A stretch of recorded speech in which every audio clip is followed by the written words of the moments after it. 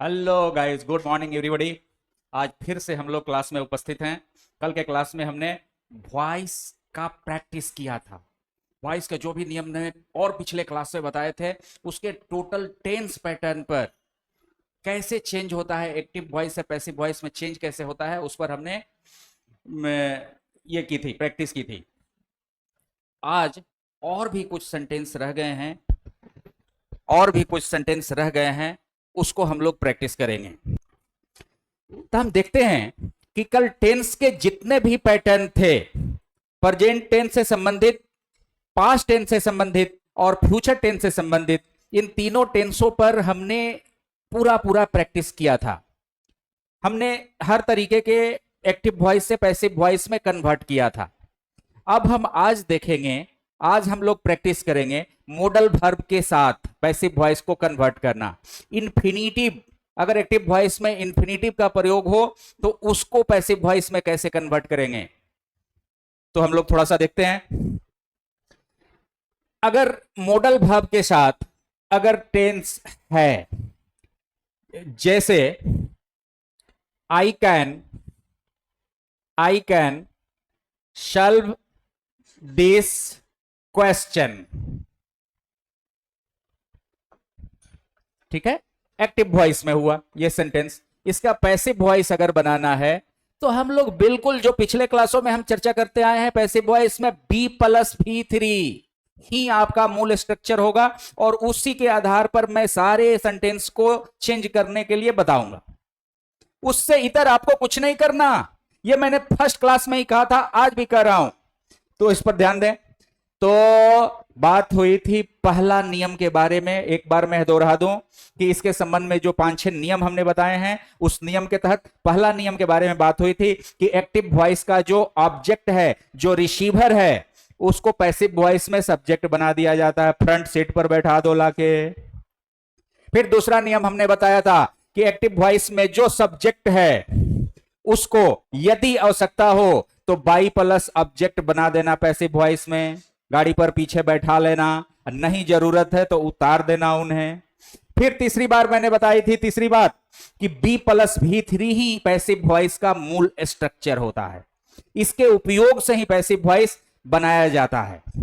तो B verb और B verb का प्रयोग एक्टिव वॉइस का जो मेन वर्ब दिया हुआ है उसी के अनुसार बी वर्ब का चुनाव हम करेंगे।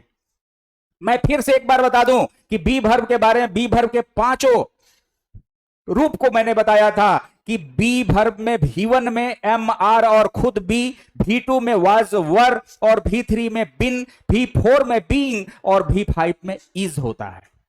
तो एक्टिव वॉइस के मूल जो मेन वर्ब का रूप है उसी के अनुसार हम बी वर्ब का रूप का चुनाव करते हैं और फिर इस मेन वर्ब को V3 में कन्वर्ट कर देते हैं। बन गया भैया, इससे ज्यादा कुछ है क्या? देखो आ गया। दिस क्वेश्चन ऑब्जेक्ट है तो पैसिव वॉइस में ला दिए सब्जेक्ट के जगह पे दिस क्वेश्चन, है ना। उसके बाद यह एक नियम और भी हमने बताया था, यदि पहले से कोई एक्सिलरी वर्ब मौजूद है एक्टिव वॉइस में तो उसे हमारा हटाने का अख्तियार नहीं है, हटाने का पावर नहीं है, उसका समुचित प्रयोग हम सिर्फ कर सकते हैं। तो कैन का समुचित प्रयोग तो ऑलरेडी है, कैन सभी तरीके के सब्जेक्ट के साथ उपयुक्त है, उसमें कुछ समायोजन एडजस्टमेंट करना ही नहीं है। तो दिस क्वेश्चन कैन को हम रख लिए। सॉल्व V1 है, तब बी वर्ब के V1 के हिसाब से अब मॉडल वर्ब के साथ इज एम आर तो लिया नहीं जाएगा, तो बी खुद आता है, कैन बी, और उसके बाद इसको V3 बना दो, सॉल्व बन गया सॉल्व्ड, और उसके बाद रख दीजिए, सब्जेक्ट इनटू ऑब्जेक्ट बना दीजिए, बाई आई बनेगा, आ जाएगा बन गया बुआ। इस तरीके से किसी भी तरीके का मॉडल वर्ब के साथ हो क्वेश्चन आप बिल्कुल आसानी से बना सकते हो, ठीक है। प्रैक्टिस सेशन में वॉइस का सारा क्लास मैं आपको बता दूं कि जो मैं अभी करा रहा हूं, क्वेश्चन करा रहा हूं, रूल्स के साथ करा रहा हूं, ये समाप हर तरीके के सेंटेंस को, ध्यान देना बाबू, हर तरीके के सेंटेंस को जो मैं बता दूंगा मॉडल के साथ, इंफिनिटिव के साथ, तो और इंट्रोगेटिव सेंटेंस, इंपरेटिव सेंटेंस, हर तरीके के सेंटेंस को मैं जब बता दूंगा तो आपके सामने कुछ क्वेश्चंस आएंगे ऑलरेडी, अच्छे क्वेश्चंस आएंगे, अच्छे संख्या में आएंगे, जिसका एक दिन का बैच, एक दिन का सेशन सिर्फ और सिर्फ प्रैक्टिस सेशन रहेगा। उस क्वेश्चन को ऑलरेडी, सारे क्वेश्चन को, हर तरीके के क्वेश्चंस रहेंगे। एक भी क्वेश्चन ऐसा नहीं होगा जो एग्जाम में आता हो और हम उसको छोड़ करके निकल गए। हर तरीके के क्वेश्चन, एक दिन का सेशन वही रहेगा और उसको सारा सॉल्व करा जाएगा। इसलिए आज तो मैं, चूंकि बोर्ड पर है, क्लास के साथ है, इसलिए उस सिर्फ उसके उस स्ट्रक्चर का एक दो क्वेश्चन ही सॉल्व करा पाता हूं। ओके, आगे बढ़ते हैं हम। यदि इंफिनिटिव के साथ सेंटेंस हो, सॉरी, अगर मॉडल वर्ब में ही अगर उसका परफेक्ट फॉर्म हो, परफेक्ट फॉर्म हो, है ना, जैसे जैसे देखें एक्टिव वॉइस में यदि सेंटेंस हो गया I should have completed the task, है ना, ये मॉडल के साथ परफेक्ट फॉर्म है ना। I should have completed the task, shell will के साथ भी आपने देखा था ना, फ्यूचर परफेक्ट टेंस में I will have completed the task by फलान ठिकान। तो इस तरीके से आ गया यहाँ पे। तो इसको अगर बनाना होगा तो नया कुछ करना है क्या? हुआ शैल विल भी तो मॉडल वर्ब था ना, तो कुछ नया करना है क्या? द टास्क, है ना, ला दिए पैसिव वॉइस में इधर द टास्क, है ना, ऑब्जेक्ट इनटू सब्जेक्ट बन गया। उसके बाद पहले से ऑलरेडी मौजूद है एक्सिलरी वर्ब शुड, तो हटाने का मेरा पावर है क्या? नहीं। उसके बाद हैव भी मौजूद है, हैव का हैव कोई एडजस्टमेंट नहीं, मॉडल वर्ब के बाद V1 ही प्रयोग होता है तो हैव आएगा। फिर अब देखें यहां पे कंप्लीटेड V3 है, तो V3 है तो बिन लेके आएगा, the task should have been completed, completed by me, बन गया बुआ, कोई दिक्कत? नो प्रॉब्लम, सटासट। चलो आगे चलते हैं, एक तरीके के सेंटेंस और देखते हैं जहां पर बच्चा काफी फंसता है, एक और तरीके का इंफिनिटिव। हम यहां पर ध्यान दें, पैसिव ऑफ, हेडिंग दें पैसिव ऑफ इंफिनिटिव, है ना, infinitive, infinitive that means 2 + V1 होता है ना।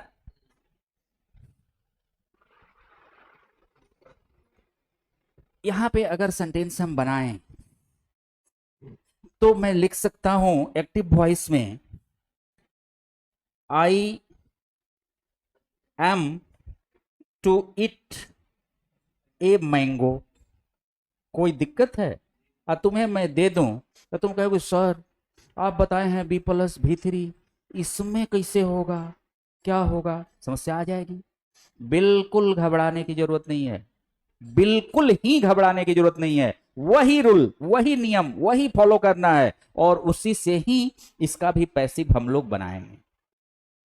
ठीक है, तो आप ख्याल रखें इंफिनिटिव का जो पैसिव होता है 2B + V3 हो जाता है, 2 + V1 के जगह पे 2 + B + V3 हो जाता है। तो जैसे देखें पैसिव वॉइस में अगर इसको हम बनाएं तो क्या है ऑब्जेक्ट, है ना, तो ए मैंगो पूरा पूरा आएगा, मुकुट पहनने के साथ है, आर्टिकल मुकुट है ना, तो नाउन राजा है तो आएगा, तो वो पूरा मुकुट टुकुट पहन के आएगा, ऐसा थोड़ा आएगा मुकुट घर धर के आएगा। ए मैंगो, थोड़ा सा सामंजस्य एडजस्टमेंट आपको जो पहले से एक्सिलरी वर्ब है उसमें करना होता है, शुरू से मैं बताते आया हूं, है ना। तो ए आई के साथ एम सही था, लेकिन ए मैंगो के साथ क्या एम सही है? नहीं है। मैंगो के साथ इसी का समकक्ष वाला हम ले लेंगे इज, ए मैंगो इज, है ना। उसके बाद क्या करना होता है बउआ? B + V3 का प्रयोग करना होता है ना। तो यहां पर जो मेन वर्ब एक्टिव वॉइस का दिया हुआ है उसके अनुसार बी वर्ब हमको चुनना होता है। तब बी वर्ब इसके अनुसार चुनेंगे तो V1 के अनुसार एक तो लगा हुआ है ही एक्सिलरी वर्ब, अब इसमें से तो कोई नहीं आएगा, ऐसा तो नहीं होगा कि MR लग जाएगा, तो खुद बी आता है।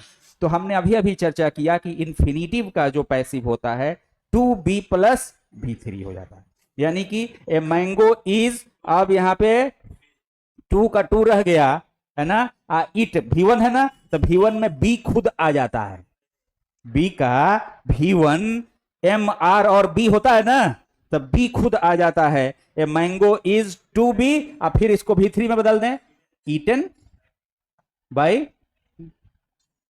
बन गया क्या? नहीं समझ में आया है? चलो एक बार एक सेंटेंस और लेते हैं। You are to play cricket, है ना, तुम्हें क्रिकेट खेलना है ना, यही है ना। इसका मुझे एक्टिव वॉइस में सेंटेंस है, पैसिव वॉइस अगर इसका बनाना है मुझे तो देखें इसका स्ट्रक्चर देखें, क्रिकेट है ऑब्जेक्ट, तो क्रिकेट आ जाएगा यहां पे, क्रिकेट है ना। उसके बाद पहले से एक्सिलरी वर्ब जो है उसको हम हटा सकते नहीं है, तब वह यू के साथ तो आर सही था, लेकिन क्रिकेट के साथ आर पचता नहीं है, क्रिकेट को इज चाहिए, लेकिन है तो एक ही ग्रुप का, तो क्रिकेट इज ले लिए, क्रिकेट इज। अब मुझे B प्लस V3 का प्रयोग करना, अब पहले से 2 भी है ना, तो इसको भी हम रख ही लेंगे। अब B प्लस V3 का प्रयोग करना है, तो हमने बताया हुआ है कि एक्टिव वॉइस के मेन वर्ब के अनुसार ही बी वर्ब को चुनते हैं। तो यहां पे प्ले कौन सा रूप होता है, इन्फिनिटिव 2 प्लस V1 होता है, तो V1 है, तब V1 के अनुसार हमको बी वर्ब का रूप मिलता है MR और खुद B, है ना। तो एगो तो उस ग्रुप का है ही एक्सिलरी वर्ब, और एगो लगेगा नहीं ना, तो B खुद आ जाता है, क्रिकेट इज टू बी, और उसके बाद V3 इसको कर दिए प्लेड, V3 होता है ना। अब देखो B प्लस V3 आ गया, यही तो पैसिव वर्ब का स्ट्रक्चर है, अब समझ में आई। अब बाई यू, कोई दिक्कत? चलो एक और तरीके का स्ट्रक्चर हम समझते हैं, और वो और भी खतरनाक और बड़ा मजेदार है, अच्छे अच्छे लोग घूम जाते हैं, ठीक है। देखो एक्टिव वॉइस का सेंटेंस है,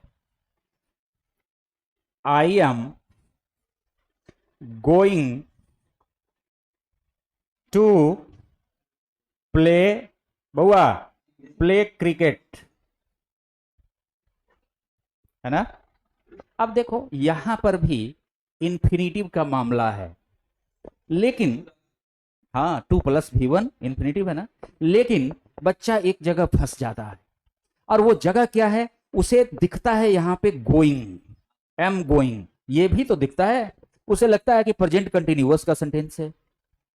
लेकिन यहां पर अगर मेन वर्ब के, हमने चर्चा की है कि एक्टिव वॉइस में जो मेन वर्ब है, मेन क्रिया जो है, उसके रूप के अनुसार बी वर्ब का चुनाव होगा, और उस मेन वर्ब को V3 में कन्वर्ट कर दिया जाएगा, यही बताए हैं ना। तो यहां पर इसमें इस सेंटेंस में थोड़ा सा बोर्ड पे, इस सेंटेंस में अगर ध्यान से तुम देखो तो मैं पूछना चाहता हूं, सब लोग बताएं मेन वर्ब क्या है। जैसे ही आप मेन वर्ब पकड़ लोगे इस सेंटेंस का, आप पैसिव में कन्वर्ट कर दोगे। बच्चा बताता है या लिखने लगता है, मैं कहूं अभी बनाने के लिए तुम्हें परेशानी हो जाती है, बच्चा पैसिव चेंज करने लगता है इस एम गोइंग का,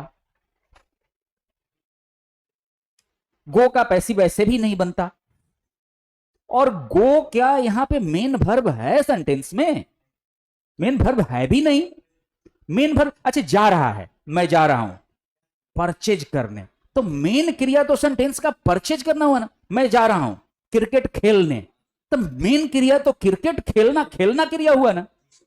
तो यहां पर जो मेन क्रिया है वो गोइंग नहीं है, वो खेलना है, तो खेलना को लेकर चलोगे तो आराम से मूव कर जाओगे पैसिव में, कोई दिक्कत कर गए? Smart boy.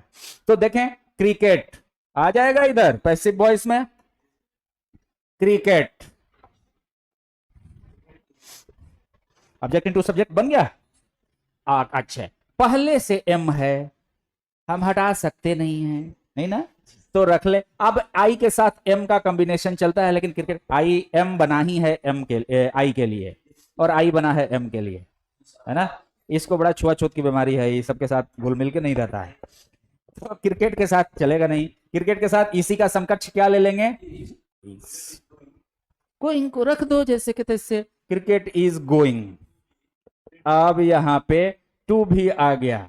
अब प्ले V1 है, तो V1 के अनुसार बी आएगा, बी वर्ब का V1 बी। इसको बना दोगे V3 में, प्लेड बाई मी, बन गया बुआ। गोइंग को गोन करने लगते, बीइंग लगाते और गोन इसी को कर देते, तब आके फंस जाते वहां पर कि तब इसको क्या करें। तो बहुत अच्छा क्वेश्चन है, बहुत अच्छा पैटर्न है, यहां से क्वेश्चन आते रहते हैं, यहां से क्वेश्चन बार बार लोग भी पूछता है, ये तुम्हारे दिमाग में होना चाहिए। ऐसे सेंटेंस में मेन वर्ब क्या है, मेन क्रिया क्या हो रही है सेंटेंस में, ये जानना जरूरी है। मेन क्रिया समझ में आ गई, बनाने में थोड़ा सा भी दिक्कत हुआ? बिल्कुल नहीं हुआ। चलिए क्लियर है, आगे बढ़ा जाए। चलिए अब मैं अगला पेज लेता हूं और आपको वो चीज बताता हूं जहां लड़का देख करके डरने लगता है। ध्यान दे बाबू, पैसिव बनाने से डरने लगता है, क्वेश्चन देख करके ही उसको डर लगने लगता है कि पैसिव हम बनाएंगे कैसे। और वो पैटर्न है interrogative sentence, interrogative passive of interrogative sentence. ठीक है, इंट्रोगेटिव सेंटेंस का पैसिव बनाना हम सीखेंगे। तो इस क्रम में बाबू हम अगर ध्यान से देखें तो इंट्रोगेटिव सेंटेंस दो तरीके के होते हैं, दो तरीके के इंट्रोगेटिव सेंटेंस। इधर इंट्रोगेटिव सेंटेंस दो तरीके के मिलते हैं। एक ऐसा प्रश्नवाचक, ऐसा इंट्रोगेटिव सेंटेंस होता है जिसका आंसर यस नो में दिया जा सकता है। ध्यान देंगे, ऐसा इंट्रोगेटिव सेंटेंस जिसका आंसर यस नो में दिया जा सकता है, वैसे sentence beginning with axillary verb होते हैं। वैसे सेंटेंसों की शुरुआत एक्सिलरी वर्ब से ही होती है, जिसका आंसर यस नो में दिया जा सकता हो। क्या तुम खाते हो? यस। क्या तुम दिल्ली जाओगे? यस। या नो, जो कुछ भी करना होगा आप यस नो से काम चल जाएगा। तो वैसे सेंटेंस का जो शुरुआत होता है बिगिनिंग विथ एक्सिलरी वर्ब होता है, बिगिनिंग विथ एक्सिलरी वर्ब। ठीक है। और एक ऐसा इंट्रोगेटिव सेंटेंस होता है जिसका आंसर डिस्क्रिप्टिव होता है, मतलब कि उसका पूरा विवरण देना पड़ेगा आपको। तुम क्या खाते हो, इसको तुम दे सकते हो क्या यस नो में आंसर? यस नो में आंसर इसका हो ही नहीं सकता। क्या खाते हो बताना पड़ेगा कि रोटी खाता हूं, भात खाता हूं, चना खाता हूं, दाल खाता हूं, या फिर भूंजा खाता हूं। तुम कैसे खाते हो बताना पड़ेगा। मुंह से खाता हूं, मुंह चला के खाता हूं, बताना पड़ेगा ना। तुम जाते हो, कैसे जाते हो, कब जाते हो, कहां जाते हो, डिस्क्रिप्टिव यस नो में आंसर नहीं दे सकते। तो ऐसा सेंटेंस, ऐसा इंट्रोगेटिव सेंटेंस जिसका आंसर डिस्क्रिप्टिव हो, जिसका विवरण के साथ आंसर देना पड़े, वैसे सेंटेंस को WH वर्ड से शुरुआत होती है। वैसे सेंटेंस का स्ट्रक्चर होता है WH word plus axillary verb, तब जाकर के सब्जेक्ट, तब मेन वर्ब, तब ऑब्जेक्ट आता है। और जो बिगिनिंग विथ एक्सिलरी वर्ब होता है उसका एक्सिलरी वर्ब शुरू में ही आएगा, तब जाकर के सब्जेक्ट, तब मेन वर्ब, तब जाकर के ऑब्जेक्ट इत्यादि आता है। तो हम सबसे पहले जो पैसिव सीखेंगे वो बिगिनिंग विथ एक्सिलरी वर्ब वाला सीखेंगे, है ना। दोनों को सीखेंगे, लेकिन सबसे पहले हम सीखते हैं जो जिसकी शुरुआत एक्सिलरी वर्ब से होती है। ध्यान दें, पैसिव एक्टिव वॉइस में ऐसे सेंटेंस को अगर हम देखें, ध्यान देना होगा, इसका स्ट्रक्चर होगा सबसे पहले एक्सिलरी वर्ब, तब जाकर के सब्जेक्ट, तब जाकर के मेन वर्ब, तब ऑब्जेक्ट या कॉम्प्लीमेंट इत्यादि इत्यादि। पैसिव जब इसका हम बनाने चलेंगे, ध्यान देना, मैं फिर एक बार दोहरा रहा हूं, अफर्मेटिव सेंटेंस हमने तमाम बनाया अभी तक, 2 दिन से सीख रहा हूं। इंट्रोगेटिव सेंटेंस हम लोग बना रहे हैं, लेकिन कुछ भी आपको नया नहीं करना पड़ेगा। मैंने जो रूल्स बताए हैं उसी रूल को फॉलो करना है, यानी B+V3 ही आपका मेन स्ट्रक्चर होगा, और उसी के आधार पर हम लोग सारे इंट्रोगेटिव स्ट्रक्चर को भी बनाएंगे। करना आपको नया कुछ नहीं है। एक्टिव वॉइस का ये स्ट्रक्चर हो गया।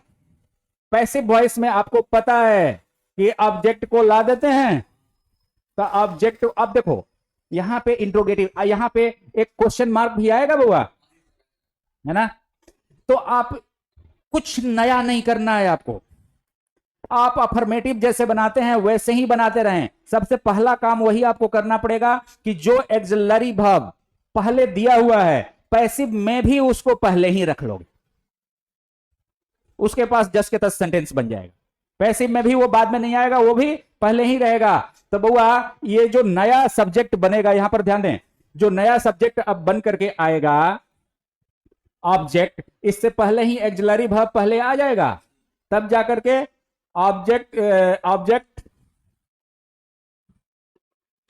इंटू सब्जेक्ट, और तब उसके बाद B+V3 इसके अनुसार फिर लाना होगा। मेन वर्ब जिस रूप में है उसके अनुसार बी वर्ब का चुनाव करेंगे, यानी कि बी वर्ब B+V3 यहां से, और तब जाकर के बाई प्लस क्या सब्जेक्ट, और उसके बाद वो सब्जेक्ट कौन सा, ये वाला सब्जेक्ट है, तो सब्जेक्ट इंटू ऑब्जेक्ट हो जाएगा वो, है ना। तो ये बना आपका स्ट्रक्चर। अब इसके अनुसार हम अगर सेंटेंस लिखते हैं तो वो देखते हैं, can Ram solve this question और क्वेश्चन मार्क। ध्यान दे बुआ, इसका सेंटेंस बना कि क्या राम इस क्वेश्चन को सॉल्व कर सकता है ना। तो यहां पर आपको करना क्या है, करना तो वही है। यहां पे ऑब्जेक्ट क्या है, क्वेश्चन, इस एक्सिलरी वर्ब पहले है, पैसिव में भी पहले ही रहेगा एक्सिलरी वर्ब, बाद में नहीं आने वाला है। जो पहले से एक्सिलरी वर्ब है वो अभी भी रहेगा, तो कैन को कैन के जगह पर ही रख दो शुरू में ही। अब इसको ले आ दो ऑब्जेक्ट को सब्जेक्ट बना के, है ना। तो कैन दिस क्वेश्चन पूरा का पूरा आएगा ना, कैन दिस क्वेश्चन। अब काम क्या करना है, B+V3 है ना, सॉल्व V1 है ना, तो V1 के अनुसार बी वर्ब मॉडल वर्ब के साथ फिर इज एमआर थोड़े आएगा, बी खुद आता है, कैन दिस क्वेश्चन बी, और उसके बाद V3 में बदल दें सॉल्व्ड, है ना। हो गया, भाई राम पीछे बैठा लो गाड़ी पे, कोई दिक्कत। देखो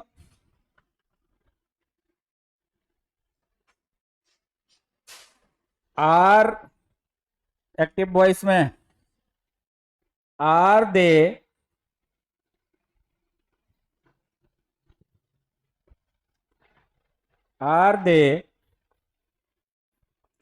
प्लेइंग क्रिकेट, हो जाएगा बुआ। क्या वे लोग क्रिकेट खेल रहे हैं, तब आपको क्या करना है, हाँ क्रिकेट लाना है ना सब्जेक्ट बना के। तो इस वर्ब में थोड़ा सा समायोजन कर देना पड़ेगा इस नए सब्जेक्ट के साथ, कर देना पड़ेगा ना।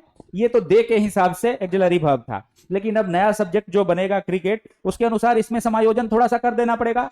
तो यहां पे आर के जगह पे क्रिकेट के हिसाब से इज होगा ना, इज क्रिकेट, है ना। अच्छा, और उसके बाद है प्लेइंग, V4 के हिसाब से बी वर्ब का रूप मिलता है बीइंग, है ना।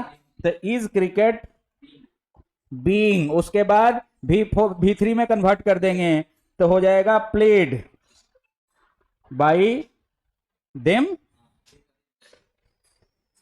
क्लियर है। और एगो देख लो, पिछला जैसा बना था उसी के हिसाब से बना रहे हैं। एक्टिव वॉइस में सेंटेंस है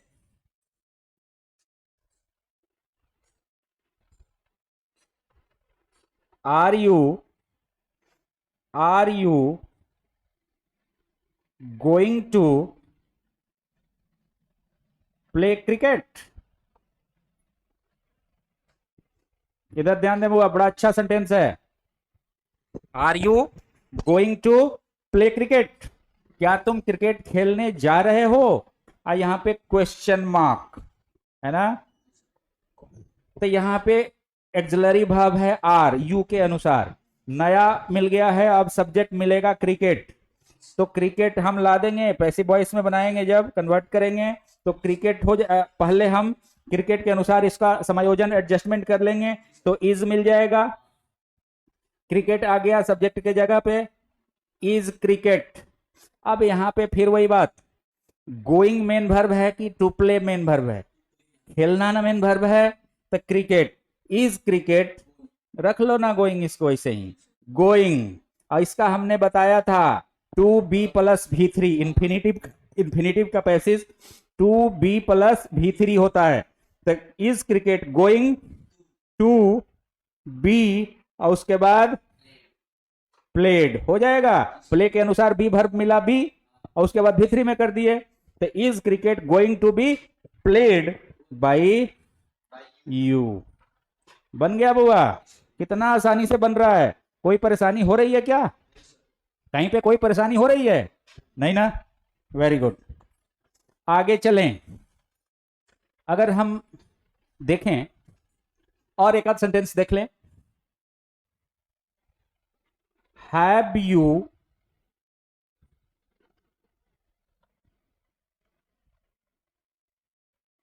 डन योर ड्यूटी, क्या अपना ड्यूटी आपने किया है ना। Have you done your duty, तो यहां पर क्या है, ऑब्जेक्ट किसको ले आएंगे, आएगा ना। और यहां पे पहले से एक्सिलरी वर्ब दिया हुआ है, तो योर ड्यूटी के अनुसार है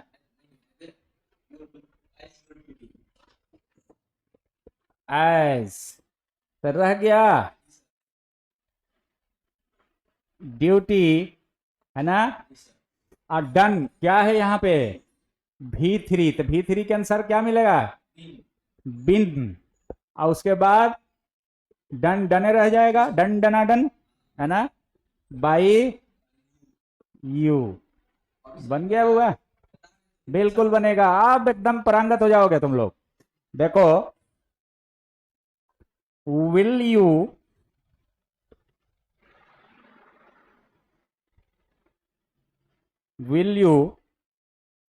eat these मैंगोज, क्या तुम इन आमों को खाओगे, है ना। तो बउआ दीज मैंगोज बन जाएगा ऑब्जेक्ट। तो इसको लाओगे सब्जेक्ट के, जो एक्टिव वॉइस में ये है, पैसिव वॉइस में जब इसको लाएंगे तो उसको सब्जेक्ट, दीज मैंगोज को सब्जेक्ट बना देंगे। तो पहले हम, उसके पहले मेरे पास विल लिखा हुआ है ना, एक्सिलरी वर्ब है, तो इसको एक्सिलरी वर्ब से ही, एक्टिव वॉइस में भी एक्सिलरी वर्ब से ही शुरुआत लेता है, पैसिव वॉइस में भी एक्सिलरी वर्ब से ही शुरुआत लेता है, इसलिए चकमा नहीं पड़ने का। तो विल को, अब देखो दीज मैंगोज प्लुरल है, इसके आई और वी को छोड़कर सभी सब्जेक्टों के साथ विल ही आता है। तो यहां पे विल का विल ही रह जाएगा और विल दीज मैंगोज, मैंगोज, और उसके बाद क्या है यहां पे इट है ना, तो इट के अनुसार V1 के अनुसार आएगा बी, मॉडल वर्ब के साथ इज एम आर नहीं आता तो उसके साथ बी खुद आएगा, विल दिस मैंगोज बी, और उसके बाद V3 में कन्वर्ट कर देंगे तो ईटन बाय यू। बन गया बुआ, यहां पर बी का प्रयोग सीखना पड़ेगा, खुद बी आता है मॉडल वर्ब के साथ। तो इस तरीके से हम लोग एक्सिलरी वर्ब से शुरुआत वाले सारे सेंटेंस का पैसिव बना लेंगे। फिर आगे अब हम चलते हैं, आगे अगर हम चलें तो अब हम थोड़ा सा सतर्क, आपको मैं सतर्क कर देना चाहता हूं कि इसी इंट्रोगेटिव के ही सिलसिले में, इंट्रोगेटिव बनाने के ही, इंट्रोगेटिव का पैसिव बनाने के क्रम में ही जब आप प्रेजेंट इंडेफिनिट और पास्ट इंडेफिनिट का क्वेश्चन जब सामने हो तब थोड़ा सा सतर्क हो जाएंगे। रूल सारे वही रहेंगे, अप्लाई करने के वास्ते थोड़ा सा सतर्क हो जाएंगे। वहां पर आपकी सतर्कता का डिमांड है, सतर्कता की जरूरत है। जैसे हम लोग देखते हैं प्रेजेंट इंडेफिनिट और पास्ट इंडेफिनिट का इंट्रोगेटिव सेंटेंस जिसमें डू डज डिड का प्रयोग होता है ना, तो थोड़ा सा बी केयरफुल। तो ऐसे सेंटेंस का जो एक्टिव वॉइस में स्ट्रक्चर होगा वो होता है डू या डज या डिड पहले आता है, उसके बाद सब्जेक्ट आता है, और तब मेन वर्ब के रूप में V1 आता है, और तब ऑब्जेक्ट कंप्लीमेंट इत्यादि। ठीक है,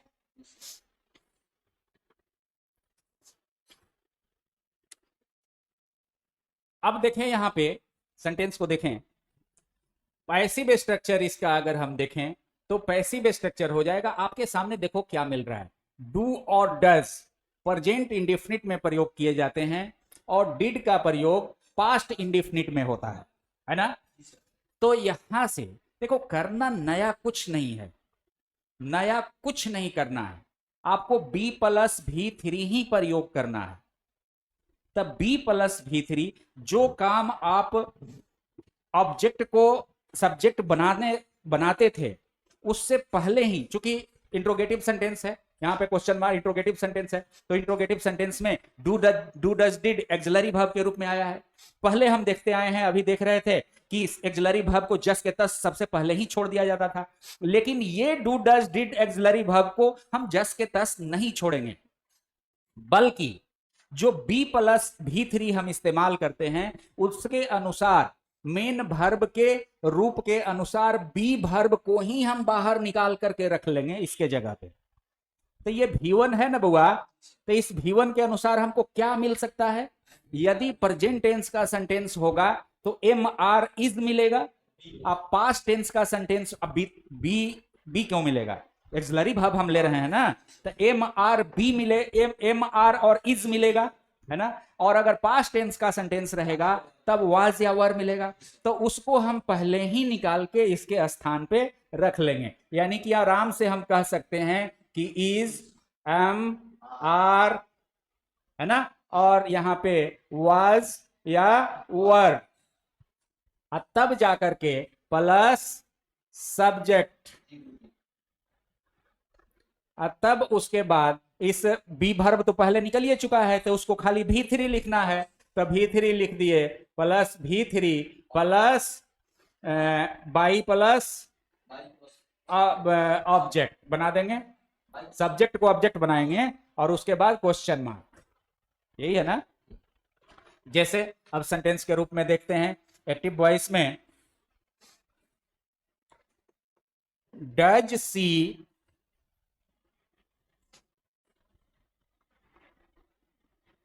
प्ले क्रिकेट, क्या वह क्रिकेट खेलती है ना, डज सी प्ले क्रिकेट। अब यहां पर बउआ प्ले मेन वर्ब यही है ना, प्ले, प्ले के अनुसार बी क्रिकेट है ऑब्जेक्ट, तो ऑब्जेक्ट को तो इधर लाना है ना। यहाँ पर प्ले के हिसाब से ये भी आपको क्लियर है कि डू और डज प्रेजेंट इंडेफिनिट में प्रयोग होता है। तो प्रेजेंट इंडेफिनिट के अनुसार हमारे पास 3 तरीके के वर्ब होते हैं, एम, आर और इज, है ना। तो क्रिकेट के अनुसार जो वर्ब अप्लाई होगा, यहां से हमको यही 3 को मिला, एम, आर और इज। तो ये नया सब्जेक्ट जो बना है क्रिकेट, तो इस क्रिकेट के अनुसार इज होगा ना। तो इज को यहां पे रख लेंगे, इज, उसके बाद लिख लेंगे क्रिकेट, इज क्रिकेट। अब यहाँ पे बी प्लस भी थ्री, तो बी तो हो गया, भी थ्री सिर्फ करना है, इज क्रिकेट। यहाँ पे प्ले को भी थ्री में कर दिए प्लेड, है ना। और उसके बाद बाई बन गया, कोई दिक्कत। यही काम आपको करना है कि बी वर्ब जो है उसको इसी डू डज के स्थान पे पहले ही निकाल लीजिए, निकाल के बाहर कर लीजिए, बाद में सिर्फ भी थ्री आपको प्रयोग करना रह जाएगा। और देखो, और एक एक्टिव वॉइस में, डू यू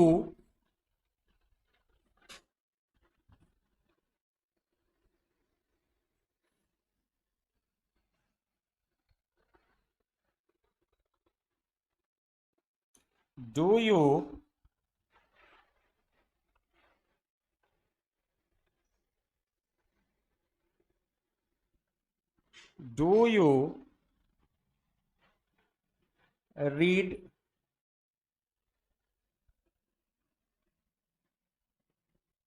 English language, है ना। क्या तुम इंग्लिश लैंग्वेज पढ़ते हो? क्या होगा बुआ? बन जाएगा। और रीड भी वन है, इसके अनुसार लाना पड़ेगा, तो क्या आ जाएगा? Is English language read by, बन गया। और एक ले लें एक्टिव वॉइस में, अगर सेंटेंस है डिड, ठीक है, पास्ट इंडेफिनिट का देख लेते हैं। डिड यू इट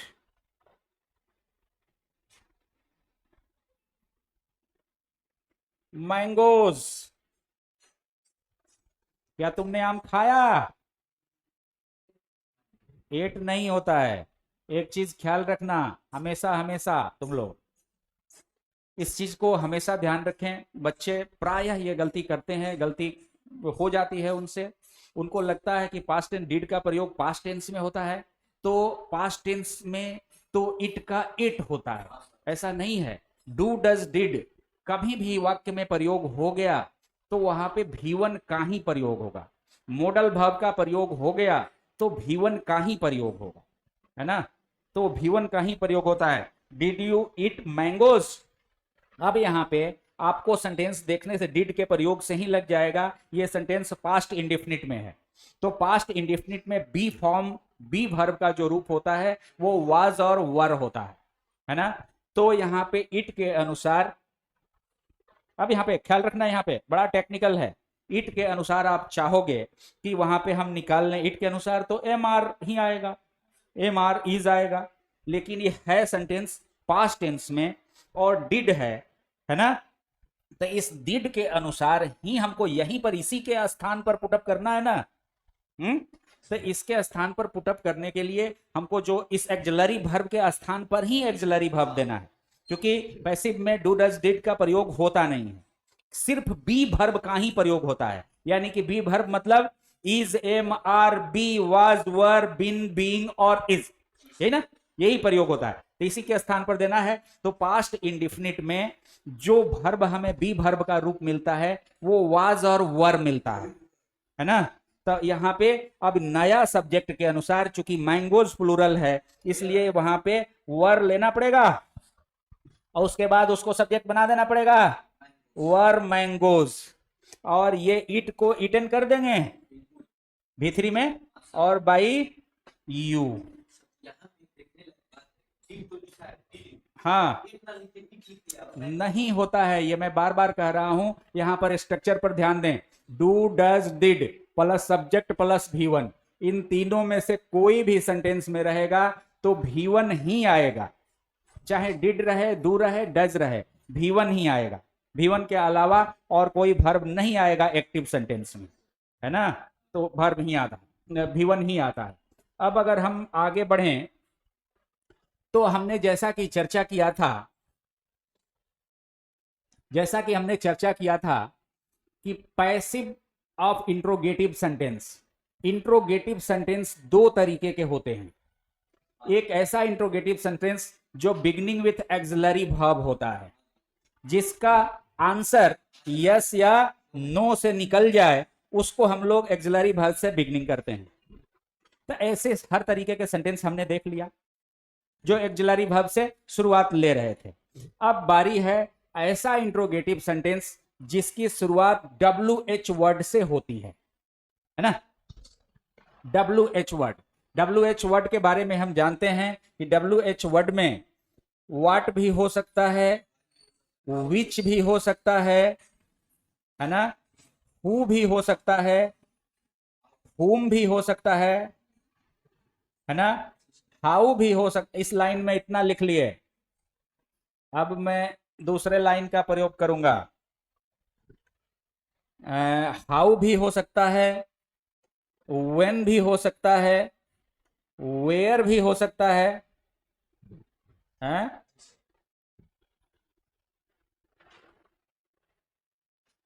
हो सकता है ना, वाई भी हो सकता है। तो यहां पर मैं बुआ आपको बताना चाहता हूं कि थोड़ा सा सतर्कता की जरूरत यहां पर होगी। जब WH से बिगिनिंग करने वाले इंट्रोगेटिव सेंटेंस में, ध्यान देंगे थोड़ा सा बोर्ड पे, जब WH वर्ड से बिगिनिंग करने वाले इंट्रोगेटिव सेंटेंस होंगे और उसमें व्हाट, विच, हु और हुम से शुरुआत हो, तो आप सतर्क हो जाएंगे। बिल्कुल, मैं इन चारों को अलग से बताऊंगा, इन चारों को देख करके सतर्क हो जाएंगे। क्वेश्चन ज्यादातर यहीं से बार बार आते भी हैं, है ना। तो व्हाट, विच, हु और हुम से शुरुआत जब हो, ऐसा नहीं है कि ये WH से बिगिनिंग करने वाला इंट्रोगेटिव सेंटेंस को सभी को एक के लाठी से हाँक देंगे। छड़ी बदलनी पड़ेगी, डंडे बदलने पड़ेंगे, व्यवहार अलग अलग करना पड़ेगा। एक व्यवहार से इसका काम नहीं चलता है। तो व्हाट और विच और हु और हुम, ये जब 4 WH हो तो इनके साथ अलग व्यवहार होता है, जिसको हम लोग अलग से देखेंगे। अभी जो मैं चर्चा करने जा रहा हूं वो WH है हाउ, व्हेन, वेयर, व्हाई, है ना। इनका व्यवहार, इनको हम चारों को एक डंडा से हाँक सकते हैं, एक तरीके से ट्रीटमेंट इसका हम दे सकते हैं, लेकिन उनका ट्रीटमेंट नहीं कर सकते। एक तरीके से थोड़ा व्यवहार उनका अजीब सा दूसरे किस्म का होता है। तो हम लोग देखते हैं interrogative sentence beginning with WH, है ना, of how, when, where, why. Okay, देखते हैं।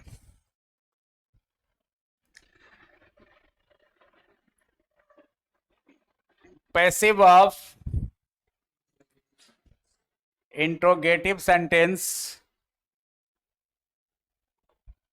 हाउ, व्हेन, वेयर और व्हाई, है ना बुआ। इसका हम लोग इंट्रोगेटिव सेंटेंस देखते हैं। ए बुआ, जब WH से बिगिनिंग करने वाला इंट्रोगेटिव सेंटेंस होता है, उसका स्ट्रक्चर क्या होता है, कैसे उसको स्टार्ट दिया जाता है? तो उसका स्ट्रक्चर एक्टिव वॉइस में होता है। सबसे पहले तो WH खुद आता है, उसके बाद जो इंट्रोगेटिव सेंटेंस था यस नो वाला, एक्सिलरी वर्ब, WH वर्ड के बाद एक्सिलरी वर्ब, एक्सिलरी वर्ब के बाद सब्जेक्ट, सब्जेक्ट के बाद मेन वर्ब, मेन वर्ब के बाद ऑब्जेक्ट कंप्लीमेंट इत्यादि इत्यादि, है ना। तो इनको अगर हम एक्टिव वॉइस के स्ट्रक्चर में देखें तो हो जाएगा WH plus axillary verb plus subject plus main verb plus object या कॉम्प्लीमेंट इत्यादि इत्यादि, और लास्ट में क्वेश्चन मार्क तो होगा प्रश्न जो खड़ा कर रहा है। और इसका अगर पैसिव वॉइस में स्ट्रक्चर देखें तो बनेगा, देखो बुआ हम क्या कर रहे थे इंट्रोगेटिव सेंटेंस में, अभी देख रहे थे जिसका यस नो से होती है, बिगनिंग विथ एक्सिलरी वर्ब था, उसमें हम क्या कर रहे थे, एक्सिलरी वर्ब को पहले ही रख दे रहे थे। तो यहां पर भी उससे बहुत ज्यादा इतर नहीं करना है, WH तो रहेगा ही रहेगा शुरू में, उसके बाद एक्सिलरी वर्ब, जो एक्सिलरी वर्ब दिया हुआ है थोड़ा सा एडजस्टमेंट करके, एडजस्टमेंट की बात तो शुरू से मैं बता रहा हूं, नया जो सब्जेक्ट बनेगा उसके हिसाब से, अभी तो जो ये इस सब्जेक्ट के हिसाब से ये एक्सिलरी वर्ब है, अब जो नया सब्जेक्ट बनेगा उसके हिसाब से इसमें थोड़ा सा एडजस्टमेंट करके लिख देंगे, WH plus axillary verb plus जो नया सब्जेक्ट बन के आएगा, है ना, तो क्या लिखेंगे उसको, ऑब्जेक्ट इनटू सब्जेक्ट, है ना। अब प्लस, अब यहां पे मेन वर्ब आ गया, तो मैं अब B+V3 आपको प्रयोग करना है ना, तो बी वर्ब, मेन वर्ब के रूप के अनुसार बी वर्ब का चुनाव करेंगे, यानी कि B+V3, है ना, अब प्लस सब्जेक्ट इनटू ऑब्जेक्ट, है ना, by plus subject into object, ये क्वेश्चन मार्क बन गया बुआ। अब हम देखते हैं सेंटेंस बना के, तो देखो वाई, ये बुआ जानते हो वाई मतलब क्यों, ये ऐसा शब्द है ना कि जिसका आंसर अभी तक नहीं मिला। तुम खाते हो, क्यों खाते हो, पेट भरने के लिए खाता हूं, आंसर मैंने दिया, पेट भरने के लिए खाता। क्यों पेट भरते हो, इसलिए कि भूख लगती है। क्यों भूख लगती है, इसलिए कि काम करना पड़ता है, एनर्जी लॉस होता है। क्यों काम करते हो, पैसा कमाने के लिए। क्यों पैसा कमाते हो, पेट भरने के लिए। इसका आंसर अभी तक मिला ही नहीं, ऐसा ये शब्द है वाई, है ना। तो इसके साथ तो आप कैसा भी सेंटेंस बना लो, कोई दिक्कत नहीं, और किसी के साथ नहीं बनेगा, हाउ के साथ सब तरीके का सेंटेंस नहीं बनेगा, वाई के साथ तो आप बना लो, कोई दिक्कत नहीं है। तो देखो यहां पर मैं बना रहा हूं, why are you playing cricket, है ना, तुम क्रिकेट क्यों खेल रहे हो, कैरियर बनाने के लिए। क्यों कैरियर, पैसा कमाने के लिए। क्यों पैसा, खाने के लिए, शौक पूरा करने। क्यों शौक, क्यों खाना, पेट भरने के लिए। क्यों पेट भरना, पैसा कमाने के लिए, है ना, काम करने के लिए, चलते जाएगा, क्यों कभी खत्म नहीं होगा। तो why are you playing cricket, तुम क्रिकेट क्यों खेल रहे हो। कहां सेंटेंस है भैया, प्रेजेंट कंटिन्यूअस का इंट्रोगेटिव सेंटेंस, है ना।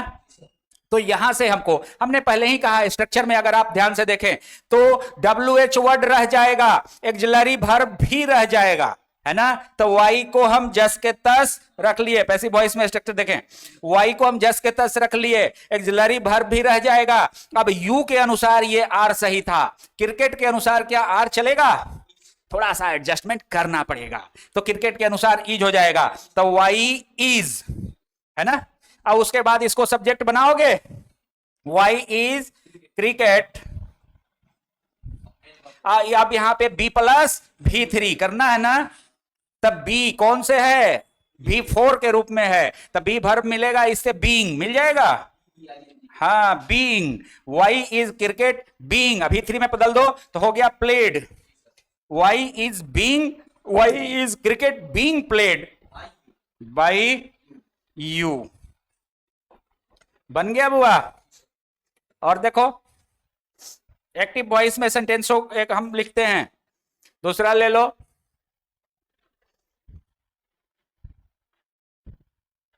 When,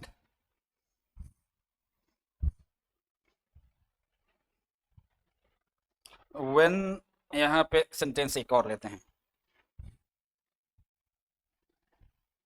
how can he solve the problem, how can he solve the problem, वह प्रॉब्लम को कैसे सॉल्व कर सकता है ना, ठीक है। या कैन के जगह पर अगर हम ले लें विल भी, वह प्रॉब्लम को कैसे सॉल्व करेगा, है ना। तो हमें करना क्या है बुआ, कुछ नया करना पड़ेगा क्या, कुछ भी नया नहीं। पैसिव वॉइस में बनेगा हाउ, हाउ रह जाएगा क्या, है ना। और एक्सिलरी वर्ब को हम हटा सकते नहीं है, रखना है तो हाउ ही के अनुसार भी विल सही, प्रॉब्लम के अनुसार भी विल सही, नो एडजस्टमेंट सटासट, है ना। तो हाउ विल द प्रॉब्लम बनाएंगे, इधर लाएंगे द प्रॉब्लम, है ना। सल्व V1 है, तब B+V3 लाना है यहां से, B+V3 लाना है ना। ये तो अभी जो था वो रखे हैं हम, लगाना तो अभी से है B+V3। मॉडल वर्ब के साथ बी आ जाता है खुद। How will the problem B solved by him, बन गया बुआ, बिल्कुल। अब आगे बढ़े, यहां पर भी थोड़ा सा सतर्कता के साथ, क्योंकि हमने चर्चा किया था कि इंट्रोगेटिव सेंटेंस में प्रेजेंट इंडेफिनिट और पास्ट इंडेफिनिट जब रहे तो थोड़ा सा सतर्क हो जाया करें। तो मैं इन WH वर्ड के साथ भी, जैसे हाउ, वाई, वेयर, व्हेन, इन WH के साथ भी हम प्रेजेंट इंडेफिनिट के सेंटेंस पर भी ध्यान देते हैं जहां पर axillary verb do, does, did आता है। Is that okay? तो अगर एक्टिव वॉइस का हम पैटर्न देखें तो ऐसा सेंटेंस रहेगा, जैसे कोई भी ले लीजिए, वाई, है ना। यहां पे ले लिए वाई डज, यहां पे बना दिए राम, है ना। Why does Ram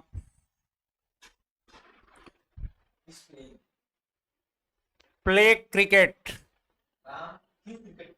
yes, Ram cricket क्यों खेलता है ना। प्रेजेंट इंडेफिनिट टेंस में हम ले लिए। तो कुछ नया करना है क्या, कुछ नया नहीं करना है। हम डज के साथ, यही सेंटेंस हम देख रहे थे ना इंट्रोगेटिव में, अभी आज ही चर्चा किए हैं कि डू, डज, डिड शुरुआत में रहे, है ना। तो आपको करना कुछ नहीं है, पहले बी वर्ब को बाहर निकाल लेते हैं, जानते हुए, इसको समझते हुए कि किस टेंस में है ना। डू और डज है तो इज एम आर में से लेंगे, और डिड है तो वाज वर में से लेंगे, है ना। इसी के अनुसार वर्ब को, बी वर्ब को निकाल देंगे बाहर। तो यहां पे आपको डज है जो कि प्रेजेंट इंडेफिनिट टेंस से है, तो प्रेजेंट इंडेफिनिट टेंस में इज, एम, आर में से ही बी वर्ब आएगा ना। तो पहले यहां पे पैसिव वॉइस में करेंगे तो वाई को वाई रख लेंगे, आप फिर एक्सिलरी वर्ब को जस के तस रखना ही है। तो जस के तस मतलब डू, डज, डिड नहीं, बी वर्ब के रूप में रखना है। तो प्रेजेंट टेंस का सेंटेंस है और क्रिकेट सब्जेक्ट बनकर के आएगा यहां पे, तो उसके अनुसार इज मिल जाएगा।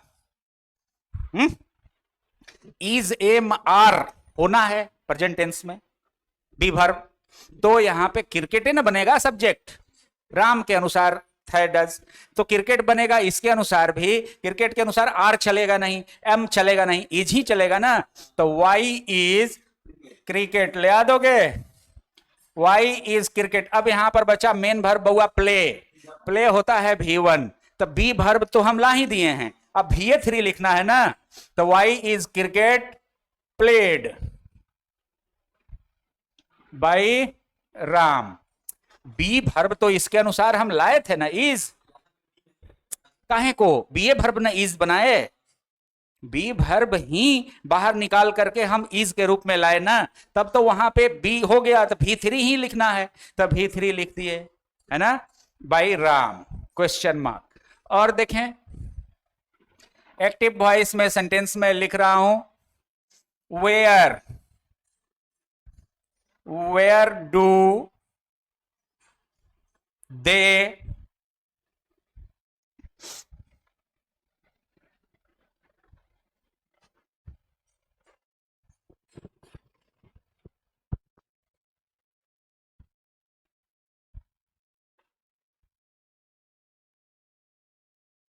Where do they eat mangoes, where do they eat mangoes, वे कहाँ आम खाते हैं, है ना, कहाँ खाते हैं जानना जरूरी है। आम खाना जरूरी नहीं है, आम का पेड़ भी गिनना जरूरी होता है कि आम मिलेगा कितने दिन तक। कहने वालों ने कहा है कि आम खाने से मतलब रखो, पेड़ की गिनती मत करो, लेकिन भैया पेड़ भी देख लेना जरूरी होता है कि आखिर ये मिलेगा कितने दिन तक, उसी हिसाब से खाएंगे तो चलते रहेगा। रहो सादा की निभे बाप दादा, है ना। अतलेन कर दिए एकदम कि खा लिए आज एकदम कि पेट खराब हो जाए, कल ठन ठन गोपाल हो जाए, नहीं चलेगा ना। ऐसा सम्यक सम्यक आचरण, सम्यक भाव सभी बड़े महापुरुषों ने, गांधी, बुद्ध, कृष्ण तक, महावीर स्वामी, सभी बड़े बड़े महापुरुषों ने इस स्टेटमेंट को प्रूफ किया है।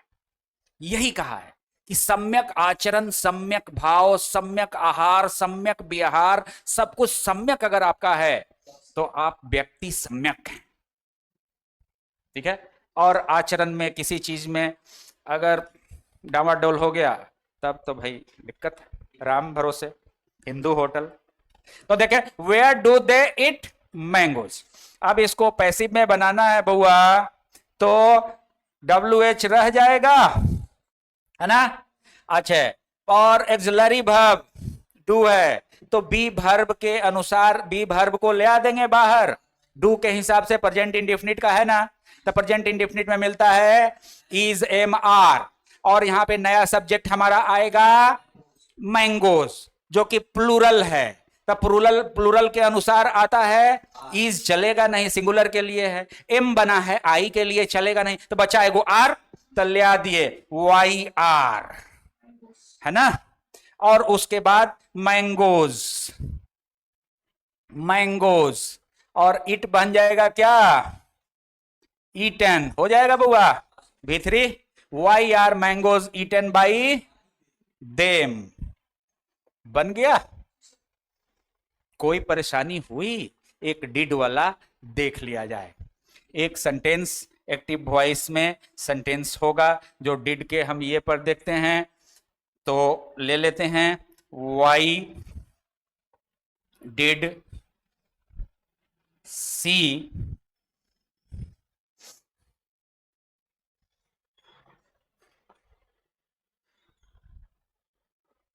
why did she not solve the problem। ध्यान दे बहुआ, अभी तक निगेटिव सेंटेंस को हम लोग नहीं देखे थे, चर्चा हुई थी, लेकिन निगेटिव सेंटेंस में विशेष कुछ करना होता नहीं है, नोट तो लगाना है और क्या करना है। तो इसका अगर पैसिव वॉइस हम देखें तो इसका पैसिव वॉइस क्या होगा बुआ, वाई के वाई रह जाएगा। है कहां सेंटेंस, पास्ट इंडेफिनिट में, है ना, तो वाई का वाई रह जाएगा। और पास्ट इंडेफिनिट के अनुसार हमको वाज और वर मिलता है।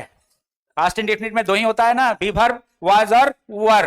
तो यहां पे नया सी के अनुसार तो वाज होता, लेकिन प्रॉब्लम के अनुसार भी वाज ही होगा, सिंगुलर में है।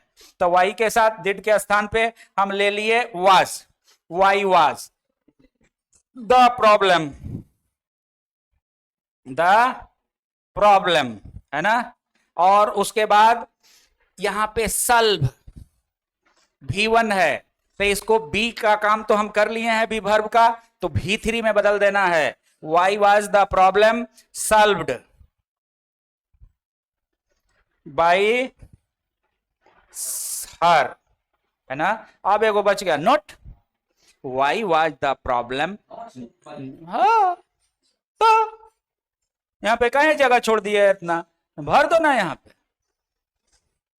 नॉट सर्व्ड बाई हो गया, यहां पे क्वेश्चन मार्क डाल दो, बन गया। Okay, thank you. आज के वीडियो में हमने इंट्रोगेटिव बनाना सीखा। कल के वीडियो में, आज चूंकि अब समय ज्यादा हो गया है, बताने में, विस्तार से बताने में थोड़ा सा समय बढ़ गया, तो मैं कल के वीडियो में, जो कि बहुत इंपॉर्टेंट है, हम अगर ध्यान से देखें,